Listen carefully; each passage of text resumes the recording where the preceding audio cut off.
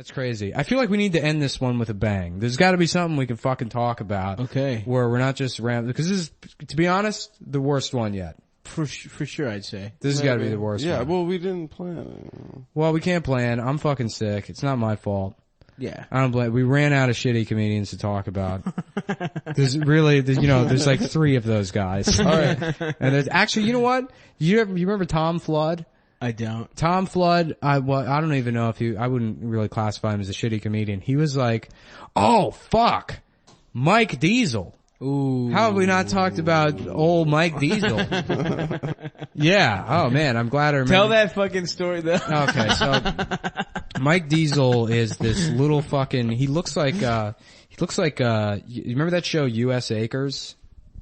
It was it was part of Garfield and Friends. Oh no, I don't remember. Remember Garfield and Friends, the TV show?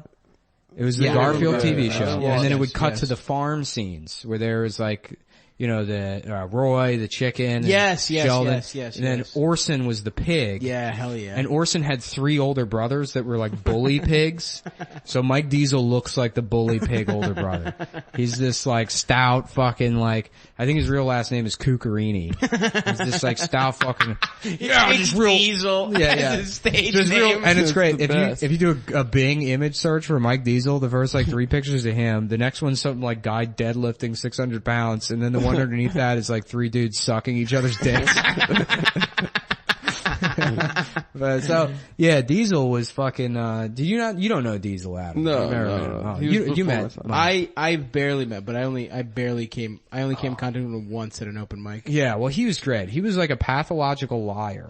And he would tell these stories where they were harmless. He was like that much of a liar we never Right. had to worry about the stories. But he was telling, his act was fucking, he was so happy when the Iraq war started because like, he would go on stage and he would start doing his Iraq war bit about like, yeah, George Bush and Saddam Hussein, blah, blah, blah. And then halfway through the bit, at some point he would be like, and Ross Perot's over there like, hey, and he'd do his Ross Perot impression, and it's like, oh, you wrote these jokes 10 years ago. You're just cycling these back. Wait, in. you were doing comedy like at the beginning of the Iraq No. war? I started in 2005. So, 2 years in. Okay, word. 2 years into the war. Yeah, but, so Diesel, he would tell all these fucking lies, and one time he tells this story about, he's like, so I'm at a bar, right? I'm at a bar, and, say anything you want to me.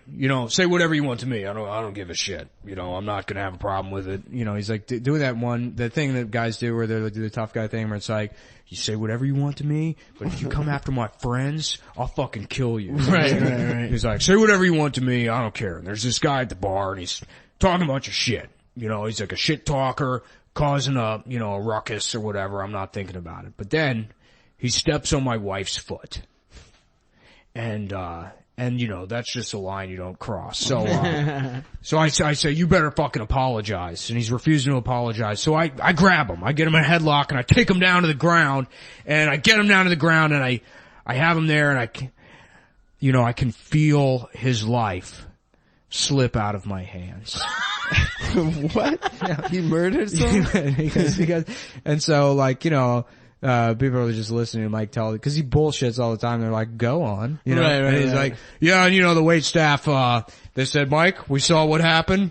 We'll take care of this for you. And so he told a story about how he murdered somebody at a bar and the wait staff. Stepping on his wife's Yeah, foot. and the bar was like, hey, that's Mike Diesel, famous comedian. Yeah. We're gonna fucking let him go. Doesn't he have that other thing about the advice?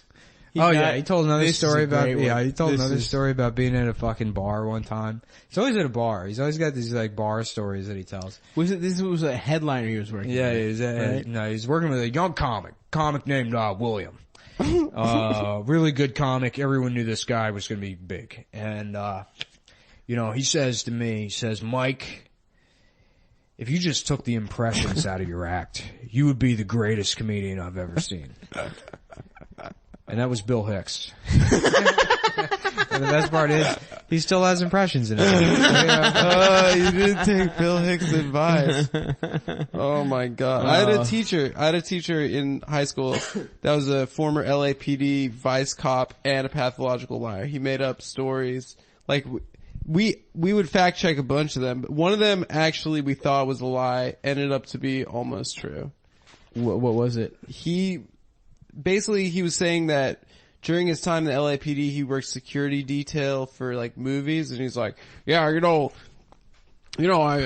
I was a big fan of Cosby. We smoked cigars together on set, and I was like, whoa, you worked on movies? He's like, yeah, I was in a couple movies. And we're like, what was the name of the movies that you were in? And he's like, Disco something or other.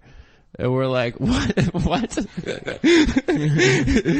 don't remember the name. He's like, and I was like, do you have the movie? He's like, oh, my fucking ex-wife, she has the movie, but yeah, I used to have it on tape, but and then it was the first time I'd ever used IMDb. I looked it up, and there was a blaxploitation movie directed by this guy, Fast Black, and it was called Disco 9000, and he was a Vice Cop number 2, Richard Warren. He was that's weird. It's like this movie. Pathological liars, they'll have one or two stories that are real, but then they sound like bullshit like the other ones. Well, he used to tell us stories that were like, he was like, and then she died in my arms after dropping charges from the scumbag beating and raping her. I finally came and it was too late, and I'll never forget that day, April 31st, 1968, and then we're like, my friend was like, yo, there's no April 31st. That's That's not a day. Yeah, no, Mike, I forget who told me this story, but Mike had said, I think it was Rob Mayer. He told Rob Mayer at a party, it was like, he's like, hey Mike, how you been? And Mike goes, pretty good. Went fishing with the Clintons on the weekend. So he said, him and his wife went, me and Patience went fishing with the Clintons. And, so I guess, yeah, Bill and Hillary Clinton are good friends with Mike Diesel, the booker of Wiseacres Comedy Club. The defunct for 6 years. Wiseacres Comedy Club. Yeah, so they went fishing. And then at the party later, he sees Mike's wife, and he's like, I was hanging out with the Clintons all weekend. And Mike's standing right there, and his wife looks at Rob, and she's like, what are you talking about? And Mike just like, in The Simpsons when Homer like is talking to Flanders and his brain just like disappears or whatever. Yeah, Mike just fucking stonewalls him and pretends like it didn't happen. Mike one time he invited me to, he goes, he's like, I throw a party every year. It's the only time I do cocaine with my wife. It's at this party. It's called the East Coast Comics Convention, and basically every comedian on the East Coast is gonna be there. Which is like, Mike, that's like 45,000 people. Is it Burning Man? East Coast Comics Convention. Yeah, and he goes, it's at my house out in, he lived out in West Virginia somewhere. And, I did a show at Fishhead Cantina. Is that it? Yes. Yeah. It was in like Rivera Beach or some shit. No, Fishhead was in fucking Arbutus, or like in Catonsville. Yeah, that's where it was. It was Arbutus. And so the party was at Mike's house, but after that. And I drove out there. I followed Mike Stork and Cap Malone out to this fucking party, the East Coast Comics Convention. And, but I know Mike's a liar. So when he says every comedian on the East Coast should be there, I'm like, okay, like a couple of guys I'm friends with. It'll be a party, I'll hang out and have fun. And I get there. There's literally no one there. No, that's sad. It's That Mike. is sad. That's sad. Mike on the couch. He's in his lazy boy with his fucking legs up, and he's got a fucking Afghan draped over his legs. And he's petting his shitty old dog, and his wife's like, come on in, And Basil White is asleep upstairs. And there's a fucking cat eating like part of like one of those long catered subs on the table. That's a nightmare. And I had driven from like Baltimore basically to West Virginia. Yeah, it was like an hour and a half. We drove out there, and that was the night. So we're all like getting high and shit, and it was me and Mike, Diesel, and Stork, and then I think Basil woke up, and we're like, how Stork is, where he'll like, like just go off, and he's talking about like neurotransmitters or whatever, and then talking about like therapy and shit. And Mike says at one point, he's like, yeah, it took me a long time to find a good therapist, and I had a lot of people who tried to be nice to me, and it really took someone to just sit me down and say, no, Mike, this is what happened to you, okay? You were fucking raped. And immediately I'm like, fuck you, asshole. And he's like reenacting like Whoa. the scene from Good Will Hunting or whatever. Yeah, He's yeah, like, yeah. fuck you, because that's why, because fuck you is why, Right, but eventually I just had to accept it. And I mean, I know Mike's lying. He wasn't fucking raped. Wait, you think He's that's just also casually a lie? mentioning being raped as Yeah, but that's the kind of shit he would do. wait, rewind. Wait, he was doing a scene from a movie? Like he's always like all of his because he's a liar, so Yeah, all of his right. reactions to things are like shit he saw in movies. Right. That's He's insane. like, and then they tried to say my coupon wasn't invalid, and I said you can't handle the truth. It's like always this dramatic interaction with people where he's like, coming out on top. But yeah, that was the best part of that. Oh, and I went down to his basement to get like a soda or something. And so he's this big fat fucking piece of shit, but he's one of those fat guys. It's like, he told Andy Klein one time, somebody was talking about working out, and he tells Andy, he's like, yeah, I've been working out a lot. I'm actually down to 0.4% body fat. Like Ray Lewis in his prime had 6% body fat. And Andy's like, Mike, we can see you. It's like, just say that. He was fat as shit. He's fucking bigger than Stavros. He was like twice the size of Stavros. He's at 0.4% body fat. That's like a fucking Auschwitz victim. That's It's like not even 0.4% body fat. Yeah, like peak athletes are at 8%. But Yeah. that's not, that's not even like believable. Yeah, no, I mean, that's the very kind of shit he bad would at. say. Yeah, I'm down to 0.4% body fat. So yeah, I go down to his basement and he's got his little workout area, which is like a bench, like an adjustable bench, and then just two 50-pound dumbbells. It's the only thing.